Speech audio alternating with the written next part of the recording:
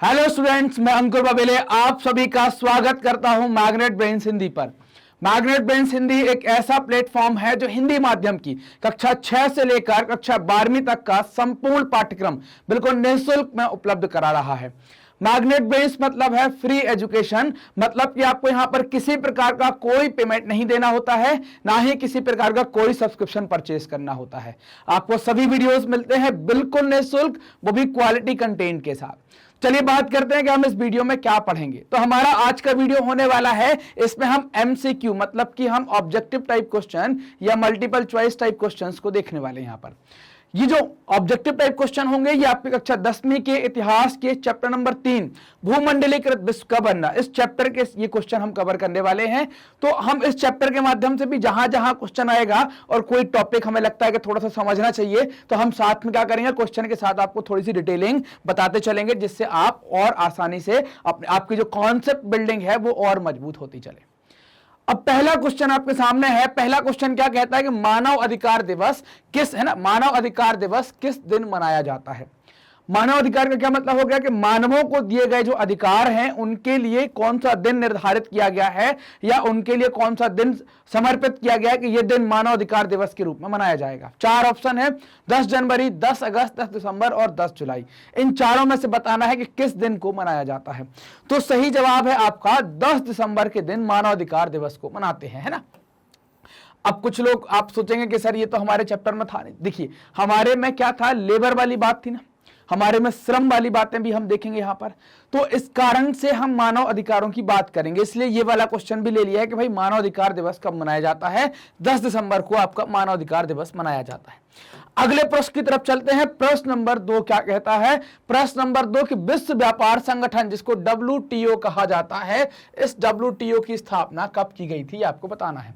तो WTO की स्थापना कब की गई थी, आपके पीछे 4 ऑप्शन आपको दिए गए हैं, 1995, 1997, 1999 और 2000।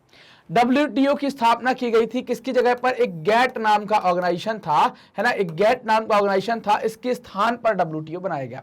WTO का मतलब क्या हो गया, वर्ल्ड ट्रेड ऑर्गेनाइजेशन, मतलब कि अंतरराष्ट्रीय स्तर पर जब आप व्यापार करते हैं तो अगर आप WTO के मेंबर हैं तो आपको परेशानियां कम से कम आएंगी। आपकी परेशानियों का ध्यान रखने के लिए ये संस्था बनाई गई है, आपके हितों का कोई नुकसान ना कर पाए इसके लिए संस्था बनाई गई है।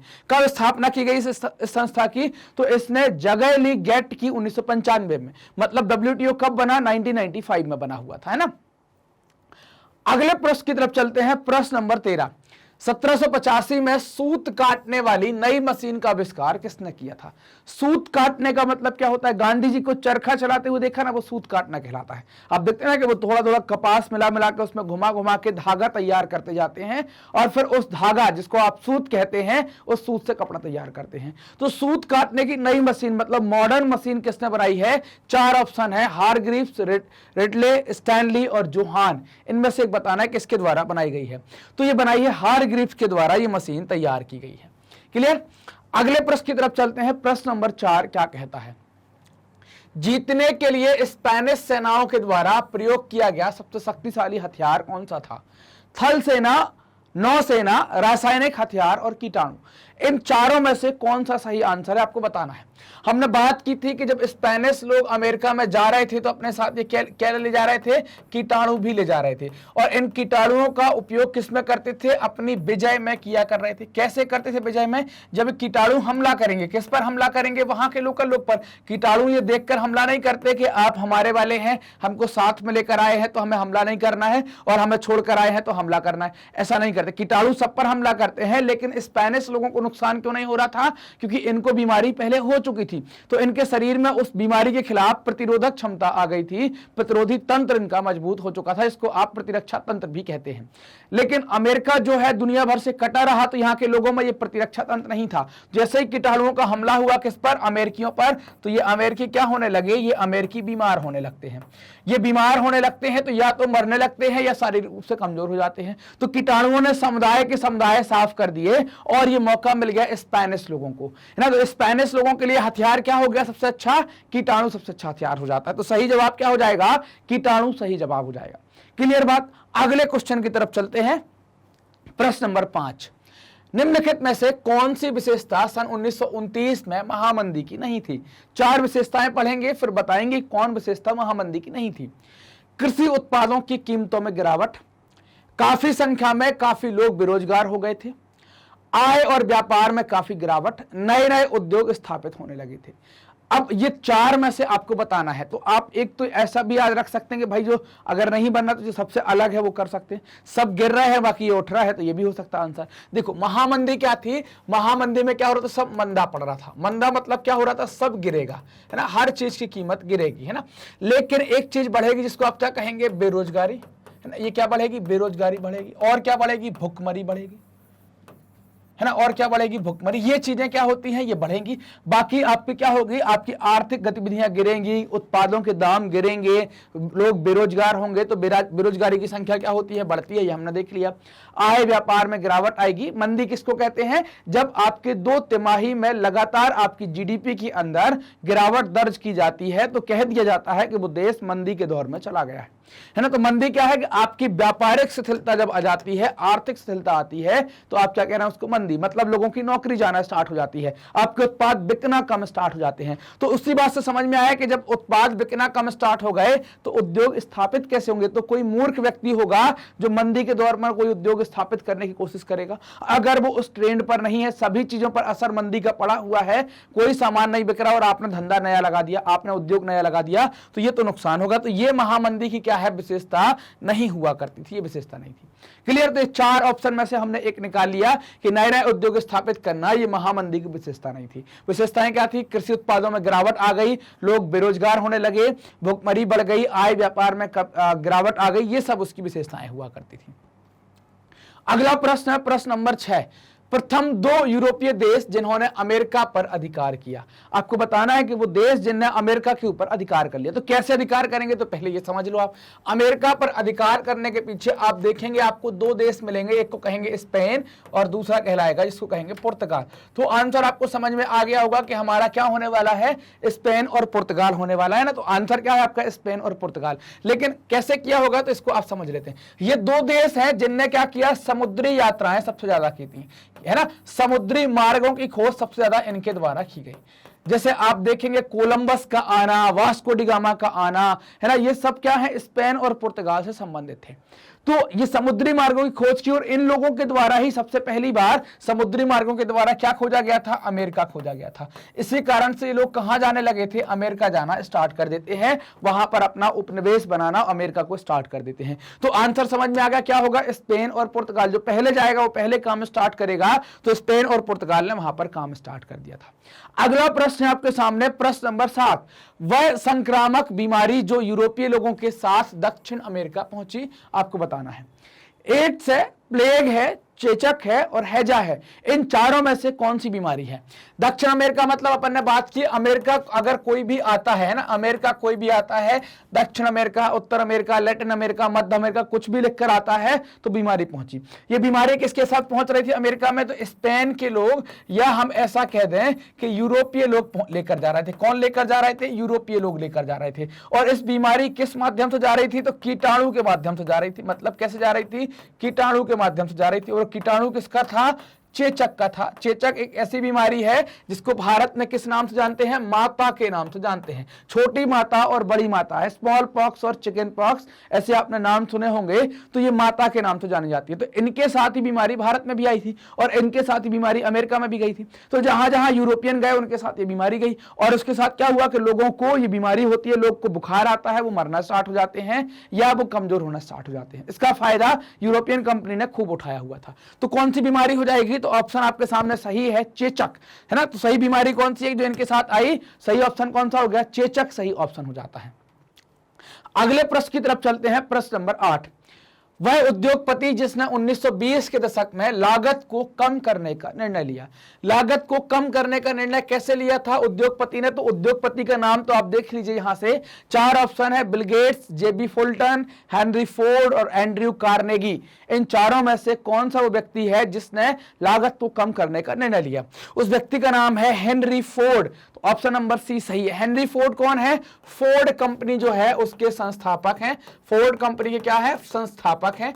और फोर्ड कंपनी क्या बनाती है? तो फोर्ड कंपनी कार बनाती है ना, क्या बनाती है? कार बनाती है। तो इनने क्या किया था, इनने जो कार बनाने का जो कारखाना था वो कहां पर डाला था? तो इनका कारखाना डाला गया था, आप देखेंगे कहां पर? डेट्राइट में ना, डेट्राइट में,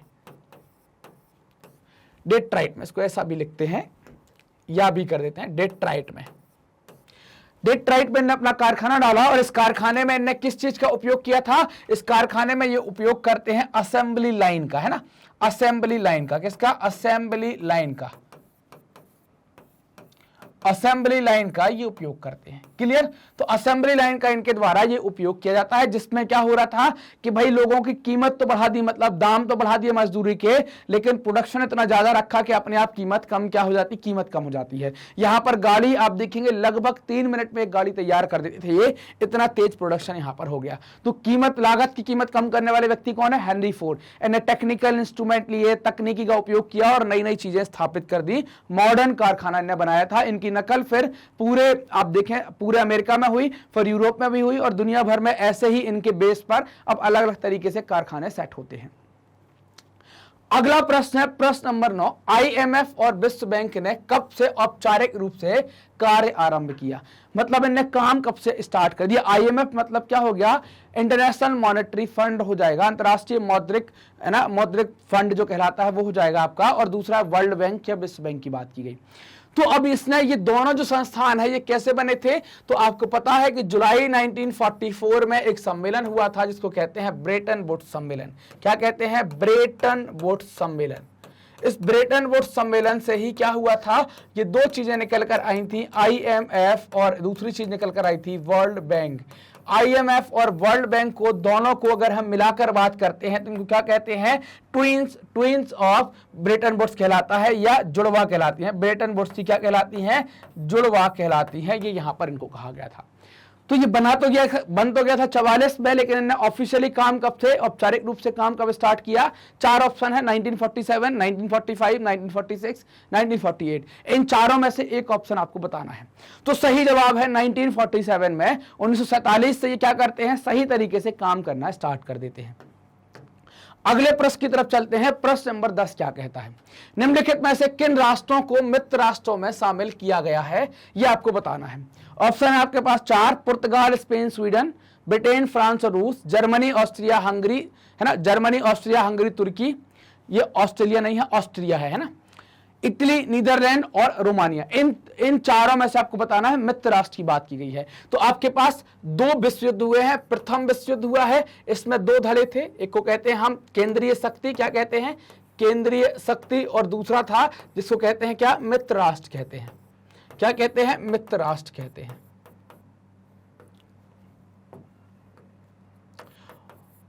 और दूसरा विश्व युद्ध जो था, उस दूसरे विश्व युद्ध के अंदर आपको फिर 2 धड़े मिलेंगे। एक धड़े में मिलेगा आपको क्या, जिसको कहेंगे आप धुरी राष्ट्र, क्या कहेंगे? धुरी राष्ट्र। और दूसरी तरफ क्या मिलेगा? फिर से आपको क्या मिलेंगे? मित्र राष्ट्र। तो अब आपको ये बताना है कि भाई कौन से मित्र राष्ट्रों की चर्चा की जा रही है। तो अब हमको तो ये पता नहीं कि भाई इसमें वर्ल्ड वॉर फर्स्ट की बात की जा रही है या सेकंड की बात की जा रही है, तो हम दोनों के देख लेते हैं। केंद्रीय शक्तियों में उस जमाने में कौन कौन आया करता था? तो इसमें था जर्मनी, ऑस्ट्रिया और तुर्की। जबकि धुरी राष्ट्र में कौन कौन आया करता था? अगर हम देखें यहां पर, तो धुरी राष्ट्र में आपको मिलेगा जर्मनी, जापान और इटली। अब बात आती है कि जो मित्र राष्ट्र है इनके अंदर कौन कौन थे? तो मित्र राष्ट्रों में अगर आप देखेंगे तो मित्र राष्ट्र में आपको मिलेंगे ब्रिटेन, फ्रांस और रूस। बाद में जाकर अमेरिका भी मिल गया, और सेम यहां पर आपको यही मिलेंगे, ब्रिटेन, फ्रांस और रूस आपको यहां देखने को मिलेंगे। तो इनमें से आपको बताना है मित्र राष्ट्र कौन से हैं। तो कौन सा हो गया सही जवाब? ऑप्शन नंबर बी जो है वो सही जवाब हो जाएगा। ब्रिटेन, फ्रांस और रूस क्या होगा? आपके मित्र राष्ट्र हो जाते हैं। क्लियर बात? चलिए आगे चलते हैं अगले प्रश्न की तरफ। प्रश्न नंबर 11, आर्थिक मंदी का सर्वाधिक दुष्प्रभाव किस औद्योगिक देश पर पड़ा है? तो उस औद्योगिक देश पर पड़ेगा आर्थिक मंदी का प्रभाव जो ज्यादा योगदान दे रहा होगा, जिसकी ज्यादा इकोनॉमी होगी, दुनिया भर में बटी होगी। जब आर्थिक मंदी आएगी तो उसकी इकोनॉमी फंस जाएगी। तो ये कौन सा ऑप्शन हो जाएगा सही? तो ऑप्शन नंबर डी सही हो जाएगा कि सबसे ज्यादा प्रभाव किस पर पड़ा है? अमेरिका एक औद्योगिक देश ऐसा है जिसको सबसे ज्यादा दुष्प्रभाव इसके झेलने पड़े हैं। अगला प्रश्न आता है प्रश्न नंबर 12। आर्थिक महामंदी की शुरुआत किस वर्ष हुई थी, अथवा महामंदी का प्रारंभ किस वर्ष हुआ था? तो महामंदी आपको याद होगा 1929 से प्रारंभ होती है और फिर ये चलती है। हालांकि इसको अगर हम बहुत गहरा प्रभाव माने तो 32-33 तक मानते हैं, बाकी अगर दूरगामी प्रभाव माने तो लगभग मानते हैं कि 35-36 के बाद धीरे धीरे संकेत मिलते हैं कि उभरना स्टार्ट होंगे। तो इसमें से आपको जवाब देना है, 4 ऑप्शन है, डेट तो मैंने बता ही दी है, 1930, 1931, 1929 और 1932। तो सही जवाब है क्या आपका? 1929 को महामंदी की शुरुआत हो जाती है। अगला प्रश्न आता है प्रश्न नंबर 13। भारत के अनुबंधित मजदूरों को निम्न में से किन देशों में ले जाया जा रहा था? अनुबंधित मजदूरों का मतलब क्या हो गया कि ऐसे मजदूर जिनके साथ क्या कर रहे थे, एक अनुबंध करके, है ना, एक एग्रीमेंट कर उनको कहां ले जा रहे थे? भारत से कहीं और ले जाया जा रहा था, कहीं और ले जाया जा रहा था। वो कहीं और जगह कौन सी है? Mauritius, Fiji, Ceylon, Malaya, Trinidad, Guyana, Suriname, इन सब जगहों पर ले जाया जा रहा था। ये सारी जगह इनको ले जाते थे। यहां पर इनसे क्या करवाई जाएगी? तो यहां पर इनसे करवाएंगे क्या? मजदूरी। कहां कहां होगी ये मजदूरी? मजदूरी करेगा 2 जगह, व्यक्ति बागान में करेगा और कहां करेगा? खान में करेगा। खान का मतलब क्या है? खदान में करेगा, खनिजों के दोहन में करेगा। उनको कोई अधिकार नहीं दिए जाएंगे, वेतन क्या मिलेगा क्या नहीं उनको कुछ बताया नहीं गया। धोखे से उनको गलत तरीके की जानकारी देकर उनको यहां से बाहर भेज दिया गया। तो सही जवाब क्या हो जाएगा आपका? ऑप्शन नंबर डी, कि इन सारी जगहों पर भारतीय मजदूरों को अनुबंध के तहत ले जाया जा रहा था। मॉरिशस, फिजी, सिलोन जिसको आप श्रीलंका कहते हैं, मलाया, त्रिनिदाद, गुयाना, सूरीनाम, इन सब जगह पर भारतीय मजदूरों को एग्रीमेंट के तहत ले जाया जा रहा था। अगला प्रश्न है प्रश्न नंबर 14। भारत के अधिकांश अनुबंधित मजदूर निम्न में से किन राज्यों से विदेश भेजे जाते थे? ऑप्शन है केरल, तमिलनाडु, गुजरात, महाराष्ट्र, पूर्वी उत्तर प्रदेश, बिहार और हरियाणा, पंजाब। तो सही जवाब जो होगा, अगर हम अधिकतर की बात करेंगे तो ये सही जवाब होगा पूर्वी उत्तर प्रदेश और बिहार। यहां पर लोगों की संख्या ज्यादा है, क्या? जनसंख्या ज्यादा है ना। हालांकि अगर हम देखेंगे यहां पर तो तमिलनाडु के लोगों को भी कहां भेज रहे हैं? सीलोन करके जो देश है, कौन सा देश? जिसको आप सीलोन के नाम से जानते हैं, जिसको आप क्या कहते हैं आजकल? श्रीलंका कहते हैं। क्या कहते हैं? श्रीलंका के नाम से जानते हैं। तो इनको श्रीलंका भेजते थे। श्रीलंका में यही तो विवाद का कारण है। वहां पर जो विवाद होता है ना, जो तनाव हो जाता है, भारतीय, तमिल और श्रीलंका के जो सिंगला लोग हैं उनके बीच में तनाव की स्थिति हो जाती है। तो तमिलनाडु से भी ले जाते थे और पूर्वी उत्तर प्रदेश, बिहार और मध्य भारत से भी जाते थे। तो पूर्वी उत्तर प्रदेश, बिहार और मध्य भारत से ज्यादातर कहां जाते थे? विदेश जाते थे, दूसरे देशों में। तमिलनाडु के लोगों को भी कहां भेजते थे? सीलोन, मतलब कि श्रीलंका भेजा जाता था। तो क्लियर बात कि भाई कहां से भेज रहे हैं, क्योंकि अब हमको दोनों ऑप्शन ऐसे बताने के जाने हैं। केरल का हमने पढ़ा नहीं अपने चैप्टर में, यहां से भेजते नहीं थे। आजकल अगर देखेंगे तो बहुत सारे लोग विदेश जाते हैं केरल से। गुजरात का भी हमने पढ़ा नहीं चैप्टर में, यहां से भी नहीं भेजते। महाराष्ट्र का भी हमने देखा नहीं है। पंजाब, हरियाणा भी हमने देखा नहीं है। तो हमें ऐसा ऑप्शन लगाना है कि जिसमें दोनों जो बातें दी गई हैं दोनों राज्यों से भेजे जा रहे हूं। तो ऑप्शन नंबर सी क्या हो जाएगा? सही हो जाएगा। अगला प्रश्न, प्रश्न नंबर 15। ट्रांसवाल अफ्रीका के स्वर्ण खानों तक पहुंचने में किसे सफलता प्राप्त हुई थी? मतलब स्वर्ण खदानों तक पहुंचने में कौन सा व्यक्ति पहले पहुंचा था? स्टैनली, अल्फ्रेड क्रॉप्सी, रेडले और मार्को पोलो। इन चारों में से बताना है कि किसको सफलता मिली थी। तो स्टैनली जो है, स्टैनली को सफलता मिल जाती है, वो पहुंच जाते हैं अफ्रीका की स्वर्ण खदानों तक। क्वेश्चन नंबर 16 क्या कहता है? आयरलैंड में आलू का अकाल कब पड़ा? मतलब आलू का अकाल का मतलब क्या हो गया? आलू की फसल का खराब हो जाना, फसल खराब हो जाना। और इसका मतलब क्या हो गया? इसकी उपलब्धता ना होना। जब ये उपलब्ध नहीं होगा तो इसकी क्या हो जाएगी? अकाल कह देंगे, ये उपलब्ध नहीं था। तो अकाल का पड़ा, ये 4 ऑप्शन है। 1820 से लेकर 1835, 1845 से 1849, 1855 से 1862, 1865 से 1869। आपको इन 4 ऑप्शन में से बताना है। आलू के अकाल की बात क्यों की जा रही है? तो आलू एक मुख्य खाद्य पदार्थ हो गया था, इसमें कार्बोहाइड्रेट ज्यादा होता है, ये उनकी मतलब मेन भोजन हुआ करता था। आप आज भी देखते होंगे हर एक सब्जी में अब आलू मिलाया जाने लगा है।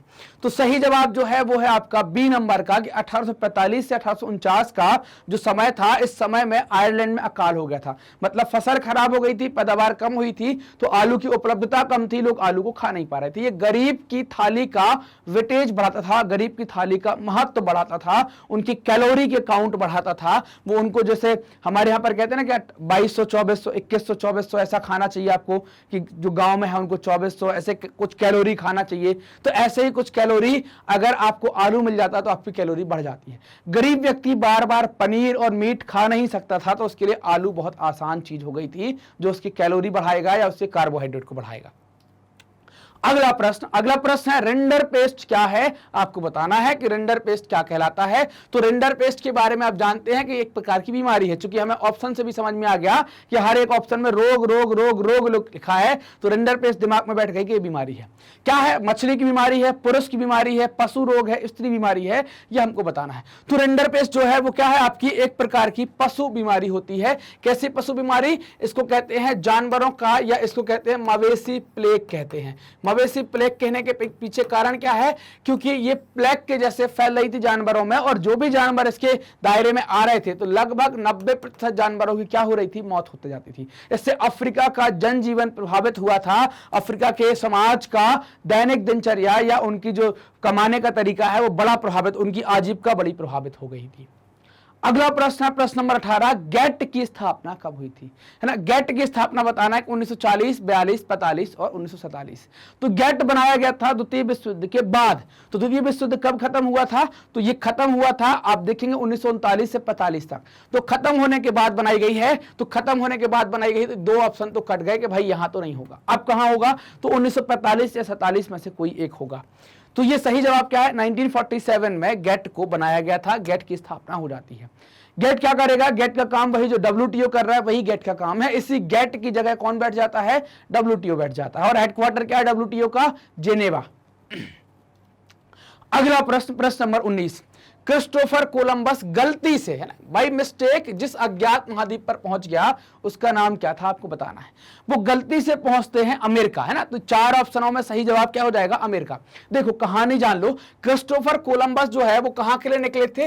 वो निकले थे भारत की खोज करने के लिए। लेकिन जब वो हिंद महासागर में, तो आपको कहां से जाना पड़ेगा? भारत जाना, अगर पश्चिम से आ रहे हैं तो आपको हिंद महासागर में जाना पड़ेगा। और हिंद महासागर होते हुए गए तो पानी की एक बड़ी विशेषता है। क्या विशेषता है? विशेषता ये है कि वहां पर मील का पत्थर नहीं लगा होता है कि बोले फलानी जगह, बोले अब जयपुर 20 किलोमीटर रह गया, ऐसा नहीं होता है। अगर आप कंफ्यूज हुए तो आप बदलकर कोई दूसरी जगह चले जाएंगे। आपको कब पता चलेगा?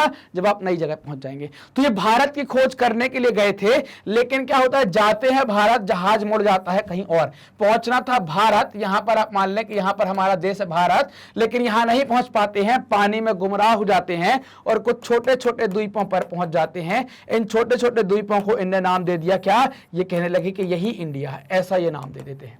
जब ये अपने देश वापस गए तो इनको पता चला कि हमने तो इंडिया खोजा ही नहीं है, इंडिया तो कोई दूसरा देश है, वो बड़ा है। तो फिर इन द्वीपों को आप जानते हैं कि इनको वेस्ट इंडीज के नाम से जाना गया, ये वेस्ट इंडीज कहलाने लगे। और इनके द्वारा ही कौन सा द्वीप खोजा गया? वो सब अमेरिका महाद्वीप वगैरह जो है वो सब इनके द्वारा खोजे गए हैं। तो कैसे खोजे गए हैं? गलती से भी कभी कभी अच्छे काम हो जाते हैं। तो अमेरिका में गलती से पहुंच गए, गलती से खोजा गया द्वीप कोलंबस के द्वारा अमेरिका है। अगला प्रश्न नंबर 20, अमेरिका के किस क्षेत्र को सोने का शहर कहा गया है ना। अगर वर्तमान परिस्थितियों में देखें तो अलग अलग हो गई है, लेकिन हम अपने चैप्टर के हिसाब से बात करें तो उसमें देखेंगे कि बाल्टीमोर को कहा गया, न्यू जर्सी को कहा गया, न्यूयॉर्क को कहा गया और एल्डोराडो को कहा गया। तो अमेरिका में बात की जा रही है तो आपको पता होगा दक्षिण अमेरिका की, है ना, दक्षिण अमेरिका के शहरों को स्वर्ण शहर के नाम से उनकी किंवदंतियां चलती थी, उनकी कहानियां किससे चलती थी। तो आप देखें न्यू जर्सी और न्यूयॉर्क तो उत्तरी अमेरिका में, इनको तो अपन काट ही देंगे, है ना, इनका तो हमको पता ही है, इनको काट ही देंगे। तो सही जवाब जो है वो है एल्डोराडो। एल्डोराडो को क्या कहते हैं कि ये सोने का शहर है, इसकी ऐसी कहानियां या किस्से बड़े फेमस हो जाते हैं। अगला प्रश्न आपके सामने प्रश्न नंबर 21, 1923 में विश्व पूंजी व ऋण उपलब्ध कराने वाला देश कौन सा था? मतलब ये पूछ रहे हैं कि 1923 में विश्व में, है ना, विश्व में पूंजी और ऋण उपलब्ध कराने वाला, मतलब कि हम क्या कहें कि ऐसे देश की बात करनी है जो कर्ज दाता देश है ना, कैसे देश की बात करनी है? जो कर्ज दाता देश है। कैसा है? कर्ज दाता, मतलब कि क्या है? कर्जा देने वाला है, या तो वो उधार देगा, है ना, ऐसे ही दोस्ती यारी में, या किस तरीके से देगा? ऋण के रूप में। तो ये कब की बात पूछी जा रही है? ये बात पूछ रहे हैं कि 1923 में कर्जदाता देश कौन सा था। तो आपको पता है कि 1923 में जो स्थिति सबसे बढ़िया थी वो थी यूएसए की। यूएसए जो है वो कर्जदाता देश बन जाता है, इसको हम अमेरिका के नाम से भी जानते हैं। तो ये कर्जदाता देश बन जाता है, लेकिन होता क्या है? 1929 में महामंदी आती है तो इसकी हालत खराब हो जाती है। विश्व युद्धों का फायदा लेकर ये कर्ज लेने वाले देश से कर्ज देने वाला देश बन जाता है। तो ऑप्शन है 4, जर्मनी, इंग्लैंड, अमेरिका और फ्रांस। तो सही जवाब क्या है? अमेरिका हमारा क्या है? सही जवाब है। क्लियर बात? चलिए अगले प्रश्न की तरफ चलते हैं। प्रश्न नंबर 22 क्या कहता है? प्रश्न नंबर 22, 1820 से 1914 के बीच विश्व व्यापार में 25 से 40 गुना तक की वृद्धि हुई, है ना, 25 से 40 गुना तक की वृद्धि हो चुकी थी। किन वस्तुओं का व्यापार, है ना, किन वस्तुओं का इस व्यापार में हिस्सा 60% तक था? मतलब ये बात कर रहे हैं कि भाई जो विश्व व्यापार है ना, विश्व व्यापार में आपकी बातें क्या आ चुकी थी? आप मतलब आप कितना बढ़ चुके थे? तो आप कम से कम 25 गुना बढ़ चुके थे, या यहां से अगर हम बात करें कि आप 25 गुना के अलावा और कितना बढ़ चुके थे, तो हम बात करें यहां पर या तो 40 गुना तक ना, गुणा लगा रहा है, इसका मतलब क्या है? इतने गुना तक आप बढ़ चुके थे। और ये जो आपका विश्व व्यापार है, इसमें किस चीज का योगदान ज्यादा था, है ना, किसका, है ना, किसका योगदान ज्यादा था ना, किसका योगदान ज्यादा था? तो ये आपको बताना है। और वो योगदान कितना हो गया था? लगभग 60% तक, 60% तक आपको देखने को मिल रहा था। ऑप्शन 4 है चाय, मक्का, लोहा, गेहूं, कपास और कोयला, दलहन, तंबाकू और सोना, चावल, जूट और मैंगनीज। इन चारों में से आपको बताना है कि वो कौन सी चीजें हैं जिनका योगदान 60% के आसपास था। तो आपके सामने ऑप्शन है बी, मक्का, गेहूं, कपास और कोयला, है ना। ये क्या हो जाएगा आपके पास? ऑप्शन नंबर बी, गेहूं, कपास और कोयला। इसका निर्यात बहुत कर रहे थे, तो इसका योगदान कितना आ जाता है? 60% के आसपास तक आपको योगदान देखने को मिलता है विश्व के, जो आपका विश्व का व्यापार हो रहा है उसके अंतर्गत। क्लियर बात? चलिए अगले प्रश्न की तरफ चलते हैं। प्रश्न नंबर 23, किस समझौते के तहत साम्राज्यवादी देशों ने अफ्रीका का बंटवारा कर दिया था? तो आपको पता होगा कि 1885 में एक बैठक होती है ना, क्या होती है? एक बैठक होती है। अब ये बैठक कहां होती है, इसकी जगह आपको बताना है, ये अभी अपन ऑप्शन में देखेंगे। इस बैठक में क्या होता है कि अफ्रीका पर, है ना, कहां पर? अफ्रीका पर बंटवारा करना था, अफ्रीका पर अपना कब्जा जमाना था। कब्जा कैसे जमाया गया? स्केल ले लिया गया, ऐसा फुट्टा ले लिया गया, है ना, फुट्टा होता ना ऐसा, है, तो ये फुट्टा ले लिया गया, अफ्रीका का मैप रख लिया गया। मान लीजिए कि अफ्रीका का मैप ये है, एक मिनट, मान लीजिए कि अफ्रीका का मैप ये है, यहां पर मैं बना देता हूं अफ्रीका, इस तरीके से कुछ अफ्रीका है। तो यहां पर क्या कर दिया? स्केल डाल देगा, बोले ये इलाका तुम्हारा, ये तुम्हारा, बोले ये तुम्हारा, ऐसे स्केल से इसका बंटवारा हुआ था। इस बंटवारे को लेकर जो यूरोपीय शक्तियां हैं उनने बैठक कहां पर की थी, उस जगह की नाम बतानी है। बैठक कब हुई थी? 1885 में हुई थी, ये पता है। और आपके सामने ये ऑप्शन रख दिए गए हैं, बर्लिन समझौता 1885 और म्यूनिख समझौता 1885। चूंकि आपको ईयर बता दी गई है तो फिर आप इन दोनों को कट कर सकते हैं कि यहां पर तो बैठक हुई नहीं है, बैठक तो 1885 में हुई है। तो अब सही जवाब जो है वो है ऑप्शन नंबर ए, बर्लिन के अंदर बैठक होती है, सभी यूरोपीय राष्ट्र बैठते हैं, अफ्रीका का नक्शा रखते हैं, स्केल से खींच देते, बोले ये इलाका तुम्हारा, ये इलाका तुम्हारा, ऊपर का तुम्हारा, ये तुम्हारा। ऐसे क्या करते हैं? ऐसे अफ्रीका का बंटवारा कर लेते हैं, एक समझौता कर लेते हैं, अफ्रीका पर कब्जा कर लेते हैं, इस तरीके से। प्रश्न नंबर 24, निम्न में से ब्रेटन वुड्स की संतानें किसे कहा जाता है, ये आपको बताना है। तो ब्रेटन वुड्स के बारे में हमने देखा हुआ है कि ब्रेटन वुड्स सम्मेलन जो हुआ वो जुलाई 1944 में होता है। क्यों होता है? ताकि विश्व में स्थिरता आ सके।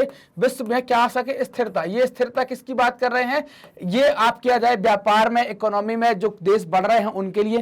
तो यहां पर ये सम्मेलन होता है, तो इस सम्मेलन को कहां पर होता है? ये होता है अमेरिका के ब्रेटन वुड्स में। तो ये सम्मेलन क्या कहलाता है? इसको कहते हैं क्या? ब्रेटन वुड्स सम्मेलन कहते हैं। क्या कहते हैं? ब्रेटन वुड्स सम्मेलन कहते हैं। इस ब्रेटन वुड्स सम्मेलन से दो संस्थाएं निकलती हैं जिसको आप कहते हैं IMF। अभी अपन ने पिछले सवाल पर भी बात की थी, एक कहलाता है क्या IMF और दूसरा कहलाता है क्या आपका विश्व बैंक, है ना। क्या कहलाता है? विश्व बैंक कहलाता है। तो आपको ये बताना है, ये पूछ रहे हैं कि इसकी संतान है किसको कहा जाता है। तो अगर कोई एक भी आएगा तो भी संतान है, अगर जुड़वा संतान पूछ लिया गया है तो फिर जुड़वा में आपको ये दोनों नाम बताने पड़ेंगे, IMF और विश्व बैंक के। IMF और विश्व बैंक या ब्रेटन वुड्स संस्थानों के प्रत्युत्तर में स्थापित हुआ था, जिसको हम कहते हैं G77। वो इसके विरोध में या इसके प्रत्युत्तर में स्थापित होता है।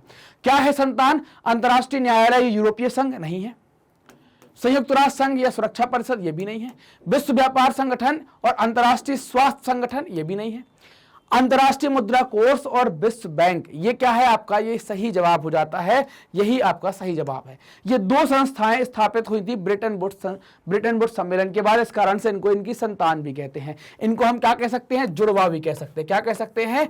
ये जुड़वा भी कहला सकती हैं, ऐसा भी आपसे पूछ सकते हैं। कोई एक भी पूछ सकते हैं, जुड़वा पूछा तो दोनों की बात भी आपसे पूछी जा सकती है। अगला प्रश्न नंबर 25, 19वीं सदी में यूरोप के कितने लोग अमेरिका और ऑस्ट्रेलिया जाकर बस गए? ऑप्शन है 2 करोड़, 3 करोड़, 4 करोड़ और 5 करोड़। तो सही जवाब जो है वो है 5 करोड़। अब बात आती है कि यूरोप के लोग क्यों गए, यूरोप के लोग दूसरी जगह पर जाकर अमेरिका और ऑस्ट्रेलिया जाकर क्यों बस गए? एक तो यूरोप में आबादी बढ़ी, है ना। क्या हुआ? आबादी बढ़ी, आबादी का बढ़ाई हुई। अब दूसरी बात आती है, इस बढ़ी हुई आबादी के लिए पेट भरना, इसका पेट कैसे भरेंगे? इसका पेट भरना है और फिर रोजगार भी चाहिए है। तो पेट भरने और रोजगार के चक्कर में लोग कहां चले गए? इस चक्कर में लोग कहां चले जाते हैं? लोग पहुंच जाते हैं अमेरिका और कहां पहुंच जाते हैं? ऑस्ट्रेलिया चले जाते हैं। इन दो जगहों पर चले जाते हैं। कहां चले जाते हैं? अमेरिका और ऑस्ट्रेलिया पर पहुंच जाते हैं। क्लियर बात? तो यहां पर क्या करेंगे? खेती करेंगे, व्यापार करेंगे, रोजगार स्थापित करेंगे, खुद कमाएंगे, परिवार वालों को भी ध्यान रखेंगे। तो ये लोग कहां गए? ये 5 करोड़ लोग अमेरिका और ऑस्ट्रेलिया चले जाते हैं। हमने कारण देखा, रोजगार की तलाश में, काम की तलाश में, और पेट भरने के लिए लोग कहां पहुंचते हैं? अमेरिका, ऑस्ट्रेलिया पहुंचते हैं। अगला प्रश्न आपके सामने, प्रश्न नंबर 26। आपको बताना है क्या? उस कानून का नाम बताएं जिसके अंतर्गत ब्रिटिश सरकार ने मक्का के आयात पर पाबंदी लगा दी। आयात का मतलब क्या होता है? देश के अंदर कोई चीज मंगाई जा रही है उसको आप आयात कहते हैं। तो उस पर पाबंदी क्यों लगाई? तो ब्रिटिश सरकार के ऊपर एक दबाव बनाया गया। कैसा दबाव बनाया गया? ब्रिटिश सरकार पर एक दबाव बनता है, यहाँ के जो बड़े किसान हैं उन्होंने दबाव बनाया, है ना। क्या बनाया बड़े किसानों ने दबाव? कि भैया आप जो मक्का मंगा रहे हैं इस मक्का पर क्या करें? मक्का के आयात पर रोक लगा दें, है ना। क्या कर दें? इसके आयात पर रोक लगा दें। तो सरकार ने दबाव में आकर क्या लगा दी? इसके ऊपर रोक लगा देते हैं। अब क्या होगा? मक्के पर रोक लग जाएगी तो क्या होगा? आपको मक्का क्या है? खाने की चीज है। तो इससे क्या होगा कि भैया जो खाने की चीज है, खाद्य पदार्थों के दाम क्या बढ़ेंगे? खाद्य पदार्थ क्या होगा? महंगा होना स्टार्ट हो जाएगा। महंगा होगा तो गरीब व्यक्ति खा पाएगा कि नहीं खा पाएगा? जब नहीं खा पाएगा तो आम जनता विद्रोह करेगी, आम जनता फिर सरकार पर दबाव डालेगी। कौन डालेगी? यहां पर आम जनता, है ना। आम लोग क्या होंगे? सरकार पर दबाव डालेंगे कि भैया इसको निरस्त करो। तो सरकार के द्वारा क्या किया जाएगा? उसको निरस्त भी कर दिया जाएगा। तो ये पूछा गया है यहां पर कि भाई किस कानून के तहत मक्के के आयात पर रोक लगा दी गई? तो मक्के को अंग्रेजी में कहते हैं कॉर्न। तो यहां क्या हो गया? किसके कारण रोक लगा दी? कॉर्न लॉ के कारण रोक लगा दी। बाद में कॉर्न लॉ को क्या करते हैं? निरस्त भी कर दिया जाता है। क्लियर बात? अगले प्रश्न की तरफ चलते हैं, प्रश्न नंबर 27। किनाल कॉलोनी किसे कहा जाता है? 4 ऑप्शन है। व्यापारियों के निवास क्षेत्र को, अधिकारियों के निवास क्षेत्र को, मजदूरों के आवासीय क्षेत्र को, या नहर के किनारे बसने वाले लोगों की कॉलोनी को। तो आप समझिए कि कैनाल कॉलोनी का संदर्भ जो है वो किस तरीके से हम देखेंगे। कैनाल कॉलोनी का संदर्भ जो आता है वो भारत के संदर्भ में आता है। भारत में जब जो पंजाब वाला इलाका है, इस पंजाब का जब विकास करेंगे अंग्रेज, मतलब क्या करेंगे? यहाँ की जो खराब पड़ी जमीन है उसका विकास करेंगे। मतलब कि विकास के लिए क्या होगा? यहाँ पर नहरें बनाई जाएंगी। क्या बनाएंगे? नहरें बनाएंगे, है ना। नहरें बनाएंगे और नहरें बनाएंगे तो यहां पर क्या होगी? फिर होगी खेती। और यहां पर खेती करने के लिए अलग से बाहर से लोगों को ला कर स्थापित करें। तो वो लोग कहां पर रहेंगे? तो वो लोग रहेंगे इन नहरों के किनारे। इन नहरों के किनारे क्या करेंगे? अपना घर बना लेंगे। इनके किनारे क्या करेंगे? अपना घर बना लेंगे। तो नहर के किनारे घर बनाएंगे और ऐसे कई सारे लोग अपना घर बना चुके होंगे, है ना। कई सारे लोगों ने अपने नहर के किनारे घर बना लिए होंगे। तो इनके कई सारे घर बन गए होंगे तो बस जाएगा मोहल्ला, और मोहल्ले से बन जाएगा क्या? गांव। तो इसको क्या कहेंगे? इस उस मोहल्ले को नहर के किनारे बसा है तो क्या कहेंगे, नहर वाला मोहल्ला। हम अंग्रेजी में क्या कहते हैं, कैनाल कॉलोनी कह देंगे। तो यही बस कॉन्सेप्ट है यहाँ पर कैनाल कॉलोनी का। तो आप आंसर बताएंगे यहाँ पर, तो आंसर क्या हो जाएगा, ऑप्शन नंबर डी आपका सही आंसर हो जाएगा कि नहर के किनारे बसने वाले लोगों को क्या कहते हैं, कॉलोनी कहते हैं। या कैसी कॉलोनी कहते हैं, कैनाल कॉलोनी कहते हैं, है ना। यहां पर क्या कहेंगे, कैनाल कॉलोनी कहते हैं। क्लियर बात, ये बात समझ में आ गई ना सब कि क्या कहेंगे, कैनाल कॉलोनी यहां पर कहा जाएगा। अब अगले प्रश्न की तरफ चलते हैं। प्रश्न नंबर 28 क्या कहता है, अर्थशास्त्रियों ने अंतरराष्ट्रीय आर्थिक विनिमय में 3 तरह की गतियों या प्रवाहों का उल्लेख किया है, इनमें से कौन सा आर्थिक विनिमय का प्रवाह नहीं है। यहां पर जो 3 तरह के प्रवाह की बात की जा रही है, एक व्यापार प्रवाह, श्रम प्रवाह और पूंजी प्रवाह, ये 3 प्रवाह हैं। मतलब कि जो संचार प्रवाह जो यहां पर चौथा लिखा हुआ है, ये आपका अर्थशास्त्रियों ने अंतरराष्ट्रीय आर्थिक विनिमय में इसका उल्लेख नहीं किया। तो संचार जो है वो बताए गए 3 प्रवाहों का हिस्सा नहीं है। ये बताए गए क्या है, ये तीनों क्या है, प्रवाह का हिस्सा होते हैं जो अंतरराष्ट्रीय स्तर पर या अर्थशास्त्रियों के द्वारा बताया गया है। व्यापार के ये 3 प्रवाह है, क्या कहेंगे, व्यापार, श्रम और पूंजी। संचार नहीं है इसका हिस्सा। क्लियर। अगले प्रश्न की तरफ चलते हैं। प्रश्न नंबर आता है 29।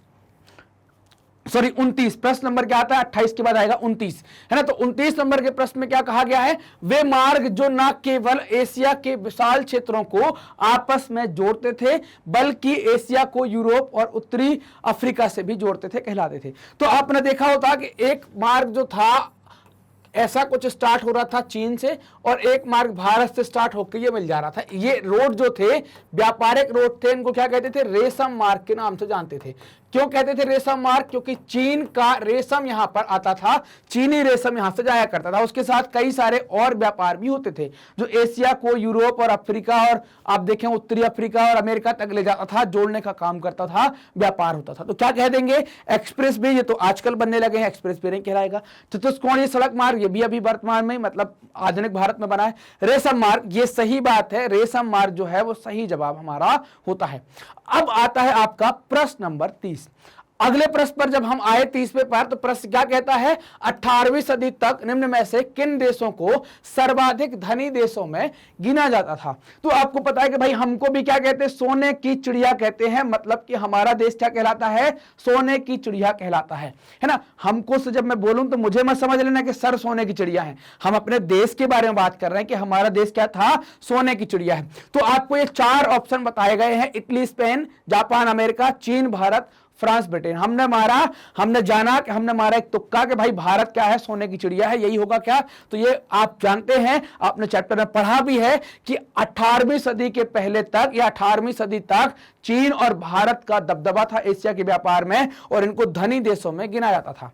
चीन जब कट गया, बाद में व्यापारिक केंद्र यूरोप शिफ्ट हुआ, और उसके बाद फिर कहां चला जाता है, अमेरिका शिफ्ट हो जाता है। तो सही जवाब क्या है आपका, सही जवाब है चीन और भारत जो है वो पहले धनी देश हुआ करते थे। अगला प्रश्न है प्रश्न नंबर 31। व्यापार अधिशेष से क्या तात्पर्य है, ये बताना है। व्यापार में निवेश करना, है ना, व्यापार में निवेश करना, व्यापार में घाटा, वस्तुओं के आयात निर्यात के मूल्य का अंतर, और व्यापारियों की वस्तुओं की कीमतों में अंतर। तो जो सही जवाब है वो है क्या आपका, इसको कहते हैं वस्तुओं के आयात निर्यात की मूल्य का अंतर, है ना। आयात और निर्यात, ये 2 शब्द आपको पकड़ने हैं, है ना, आयात और निर्यात। आयात का मतलब क्या होता है, मंगाना, है ना। क्या होता है, मंगाना, मतलब हम अपने देश में मंगाते हैं। निर्यात का मतलब क्या होता है, भेजना, अपने देश से भेजते हैं। तो क्या लाभदायक ज्यादा होगा, अगर आप ज्यादा भेजते हैं, है ना, इसकी वैल्यू हाई है, इसकी वैल्यू कम है, मतलब कि अगर ये बड़ा है ना, ये वाली बड़ा है, तो क्या होगा, अधिशेष जो बचेगा वो क्या बताएगा आपको, लाभ। जो अधिशेष मतलब इनका अंतर जो आ रहा है, जिसको आप अधिशेष कह रहे हैं, अगर ये अधिशेष बचता है तो क्या होगा, आपकी लाभ की स्थिति होगी। लेकिन अगर ये अधिशेष हम उल्टा कर देते हैं, आयात ज्यादा हो गया, निर्यात का मतलब जो बचेगा यहां पर, तो क्या हो जाएगी आपको, मतलब आप अंतरराष्ट्रीय व्यापार में थोड़ी सी हानि उठा रहे हैं, आपको उतना फायदा यहां पर नहीं हो रहा है। तो जवाब मिल गया आपको कि वस्तुओं के आयात निर्यात के मूल्य के अंतर को हम व्यापार अधिशेष के रूप में जानते हैं। अगला प्रश्न है प्रश्न नंबर 32, 1820 से 1914 के बीच में व्यापार में कितने गुना वृद्धि होती है। यह हमने अभी पिछली बार देखा हुआ था, पिछला प्रश्न इसमें कुछ मिला जुला कर 1-2 प्रश्न पूछे थे। तो 4 ऑप्शन है आपके सामने, 5 से 10 गुना, 10 से 20 गुना, 20 से 30 गुना और 25 से 40 गुना। सब कुछ आप देख रहे हैं यहां पर, तो ये आपको पता है, तो यही सही जवाब है कि 25 से 40 गुना व्यापार में वृद्धि होती है 1820 से लेकर 1914 तक के बीच में। अगला प्रश्न आपके सामने प्रश्न नंबर 33, ब्रेटन वुड्स व्यवस्था का आधार क्या था। यह बताना है कि जो ब्रेटन वुड्स व्यवस्था बनाई गई थी, जिसमें से आपको IMF निकला था या जिसमें से आपको वर्ल्ड बैंक निकला था, इसमें है ना, इसकी व्यवस्था क्या थी, या ये वर्ल्ड बैंक निकला था। इसमें बताना है आपको कि इसकी व्यवस्था का आधार क्या था। एक व्यापारिक समझौता था, विश्व में शांति व्यवस्था थी, निश्चित विनिमय दर थी, या विश्व बैंकिंग व्यवस्था थी। तो इसमें जो बैंकिंग का जो इन्हें आधार रखा था वो निश्चित विनिमय, फिक्स एक्सचेंज रेट रखा हुआ था यहां पर। इस आधार पर यही इनकी व्यवस्था का आधार हुआ करता था। तो सही जवाब क्या है, C नंबर या ग नंबर का निश्चित विनिमय दर जो है वो सही जवाब है। अगले प्रश्न की तरफ चलते हैं, प्रश्न नंबर 34, ब्रेटन वुड्स सम्मेलन में किस संस्था की स्थापना की गई थी। ऐसा भी पूछ सकते हैं, संतान के रूप में भी पूछ सकते हैं, संतान नहीं पूछते हैं तो आपसे संस्था की स्थापना की गई वो भी पूछेंगे। हमको पता है कि आप यहां पर 2 संस्थाओं के बारे में बात कर सकते हैं, IMF और क्या वर्ल्ड बैंक के बारे में बात कर सकते हैं कि ये 2 संस्थाएं यहां पर स्थापित की गई थी। क्या क्या, IMF और क्या हम इसको कहते हैं विश्व बैंक। तो अब ऑप्शन में क्या इन दोनों में से कोई दोनों दी गई है या कोई एक दी गई है। अंतरराष्ट्रीय मुद्रा कोष, इसी को क्या कहते हैं, यही कहलाता है आपका IMF। क्या कहलाता है, इसी को कहते हैं IMF। तो यही हमारा सही जवाब भी होगा। विश्व मजदूर संघ ये नहीं था, विश्व स्वास्थ्य संगठन ये नहीं था, विश्व व्यापार संगठन ये नहीं था। तो सही जवाब क्या हो जाएगा, A नंबर का जो है वो सही जवाब हो जाएगा, अंतरराष्ट्रीय मुद्रा कोष। अगला प्रश्न है प्रश्न नंबर 35, बहुत सारी खाद्य है ना, बहुत सारी खाद्य वाली जो फसलें हैं ना, मूलतः किन देशों से आई हैं। जो खाने वाली फसलें हैं वो प्रमुख रूप से मूलतः किन देशों से आई हैं उनके बारे में बताना है। चीन से आई हैं, ऑस्ट्रेलिया से आई हैं, अमेरिका से आई हैं, या अफ्रीकी देशों से आई हैं। तो इनमें से बताना है कौन से देशों से आई हैं। तो अमेरिका से आई हैं। जैसे आप देखेंगे भाई, आलू आया हमारे यहाँ पर है ना, आप देख सोयाबीन आया, बहुत सारी चीजें। जैसे हम अपनी मुख्य बातों की बात करें, चाय आई, हालांकि लाए वही लोग हैं, चाय आई, कॉफी आई, ये सब चीजें बाहर से आई हैं। तो इनमें ज्यादातर फसलें जो आई हैं वो कहां से आई हैं, आपकी अमेरिका से ज्यादातर फसलें भारत या दूसरे देशों में आई हैं। अगला प्रश्न है प्रश्न नंबर 36, निम्नलिखित में से किस बीमारी से 1880 के दशक में अफ्रीका के लोगों की आजीविका और स्थानीय अर्थव्यवस्था पर गहरा असर पड़ा था। चेचक, रिंडरपेस्ट, हैजा और प्लेग। यह आपको बताना है कि इन चारों में से कौन सी बीमारी पर अफ्रीका के लोगों पर गहरा असर पड़ा था। तो सही जवाब जो है वो है रिंडरपेस्ट। तो आप देखना यहां पर जो अपन बात कर रहे हैं कि भैया चेचक क्या है, तो चेचक जो बीमारी होती है वो इंसानों को होती है। किसको होती है, इंसानों को होती है। और हैजा और प्लेग भी किसको होती है, ये भी इंसानों को होती है। लेकिन अगर आप रिंडरपेस्ट की बात करते हैं तो रिंडरपेस्ट किसमें होती है, मवेशी मतलब कि कौन, जानवर में होने वाली बीमारी है। और जानवर में जब ये बीमारी हो रही थी और जानवर जब मर रहे थे तो जानवर ही इनकी आजीविका का आधार थे और वही इनकी अर्थव्यवस्था भी बनाते थे। स्थानीय अर्थव्यवस्था भी जानवरों से ही बनती थी। उनके मरने से इनकी आजीविका पर बड़ा असर पड़ा। तो जो बीमारी ने नुकसान पहुंचाया जानवरों को, बीमारी का नाम है रिंडरपेस्ट। तो हमने यहां पर देख लिया कि भाई क्या हो गया, वो आंसर क्या हो जाएगा, सही हमारा रिंडरपेस्ट सही आंसर हो जाएगा। अगला प्रश्न है प्रश्न नंबर 37, विश्व व्यापार संगठन की स्थापना कहां पर हुई है। यह आपको बताना है कि इस विश्व व्यापार संगठन की स्थापना कहां हुई है। तो जो विश्व व्यापार संगठन मतलब क्या, जिसको आप कहते हैं WTO के नाम से जानते हैं ना, वर्ल्ड ट्रेड ऑर्गेनाइजेशन के नाम से जो जाना जाता है, इसकी स्थापना कहां हुई है। तो ऑप्शन जो है ऑप्शन नंबर C, यहां जिनेवा में हुई है। और जिनेवा ही इसका क्या है, मुख्यालय भी है, हेडक्वार्टर भी कहां पर है, जिनेवा के अंदर ही है। अगला प्रश्न है प्रश्न नंबर 38, 18वीं शताब्दी में विश्व व्यापार का सबसे बड़ा केंद्र कौन था। ऑप्शन है यूरोप, अमेरिका, अफ्रीका और ऑस्ट्रेलिया। इन चारों में से एक सही जवाब बताना है। तो यूरोप जो है वो क्या था, आपका विश्व व्यापार का बड़ा केंद्र था। देखना केंद्र कैसे चला।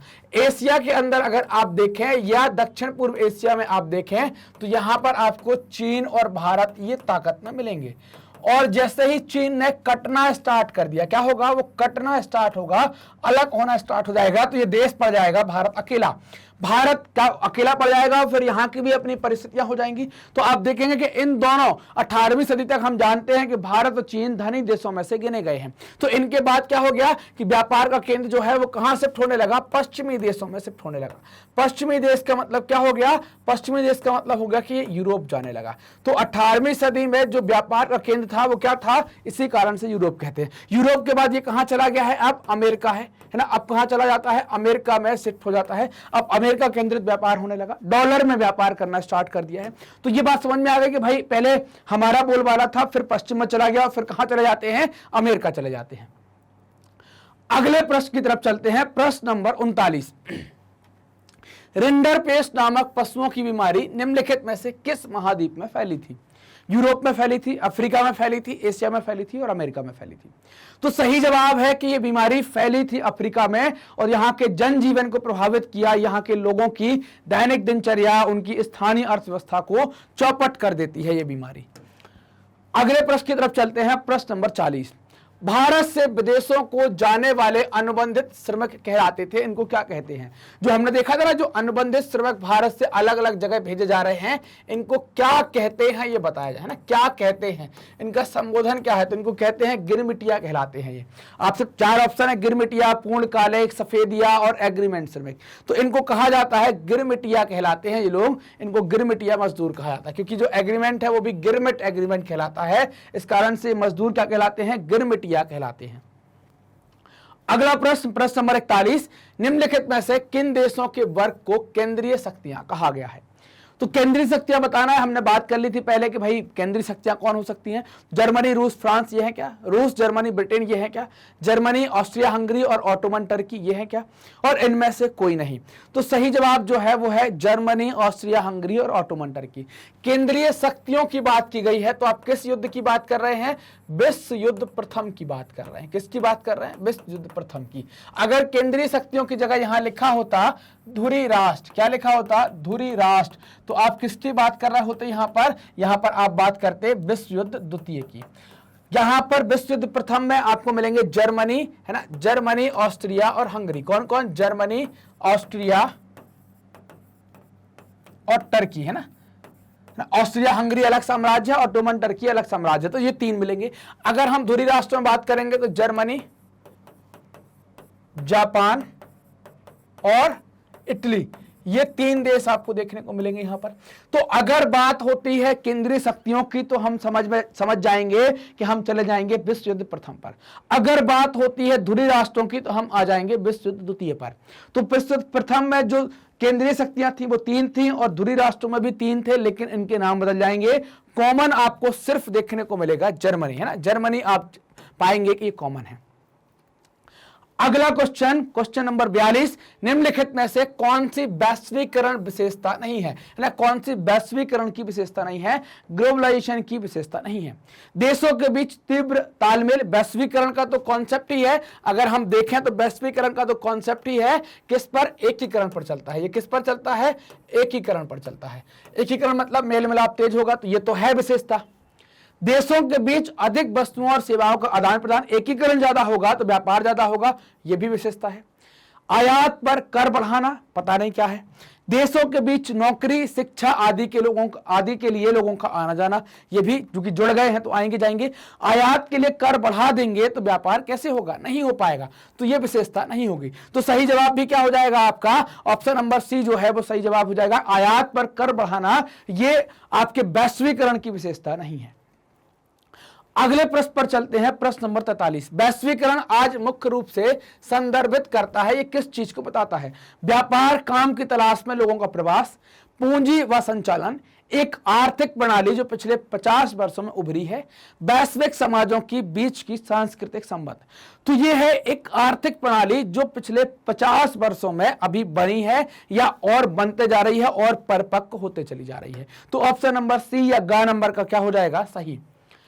अगला प्रश्न आता है, प्रश्न नंबर 44। इनमें से कौन ब्रेटन वुड्स की जुड़वा संतान है ना? किसको ब्रेटन वुड्स की जुड़वा संतान है कहा गया है? हमने कई बार बात की है। संयुक्त राज्य अमेरिका और सोवियत रूस नहीं है, ये नहीं है। 2 अंतरराष्ट्रीय, है ना, 2 अंतरराष्ट्रीय बैंक और दो अंतरराष्ट्रीय बैंक, IMF और वर्ल्ड बैंक। अंतरराष्ट्रीय संयुक्त राष्ट्र संघ की मौद्रिक और वित्तीय सम्मेलन द्वारा रूपरेखा सहमति या उपरोक्त सभी। तो इसमें क्या है कि दो अंतरराष्ट्रीय, है ना, क्या हो जाएगा, ये दो अंतरराष्ट्रीय बैंक जिसमें हम बात करें आईएमएफ और वर्ल्ड बैंक, ये बैंक नहीं लिखकर भी आएगा तो यहां पर क्या लिख सकते हैं, दो अंतरराष्ट्रीय संस्थाएं आईएमएफ और वर्ल्ड बैंक। यही क्या है आपका सही जवाब भी यही हो जाएगा, है ना। तो ये सही जवाब है आपका। चलते हैं अगले प्रश्न की तरफ। प्रश्न नंबर 45 क्या कहता है, 45 कहता है निम्नलिखित में से किसने पूर्व आधुनिक दुनिया में रेशम मार्गों के द्वारा यात्रा नहीं की है। मतलब रेशम मार्ग पर कौन कौन से लोग नहीं चले हैं। ईसाई मिशनरी बिल्कुल आई है, ये वहां से उल्टी आई है। व्यापारी ये तो चलते ही थे।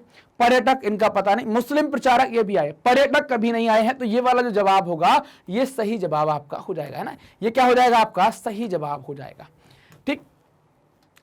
तो पर्यटक क्या है, कभी भी रेशम मार्ग को फॉलो करके नहीं आए हैं, बड़ी मात्रा में नहीं आते थे। एक आदि आ गया तो एक अलग बात है, बाकी ज्यादातर पर्यटक अपना एक अलग तरीका था उनका आने का, ऐसे नहीं आते थे। अगला सवाल है सवाल नंबर 46। ऑटोमोबाइल्स का उत्पादन करने के लिए असेंबली लाइन की अवधारणा को किसने अपनाया था। ऑप्शन है टी कुपोला, वीएस नायपाल, हेनरी फोर्ड और रमेश सरवन। तो जो वीएस नायपाल हैं ये तो साहित्यकार हैं, है ना, क्या है, साहित्यकार हैं, ये बढ़िया बढ़िया नोवेल लिखते हैं। राम नरेश सरवन ये है, ये क्या है, क्रिकेटर है, इनका पूरा नाम है राम नरेश सरवन। तो हेनरी फोर्ड जो है ये क्या है, फोर्ड के मालिक हैं, फोर्ड नाम की कंपनी बनाई थी, इनके द्वारा ही वो असेंबली लाइन बनाई गई थी और 3 मिनट में इनके यहां से गाड़ी बन जाती थी। इनके द्वारा ही लागत कम करने का निर्णय भी लिया गया था। यही है जो लागत कम करने के पीछे गए थे, इनके द्वारा ही लागत को पीछे किया गया था। तो सही जवाब क्या हो जाएगा, हेनरी फोर्ड वो व्यक्ति हैं जिनने असेंबली लाइन बनाई थी। फोर्ड कंपनी के मालिक हैं। अमेरिका के डेट्रॉइट में इन्होंने अपना कारखाना लगाया था।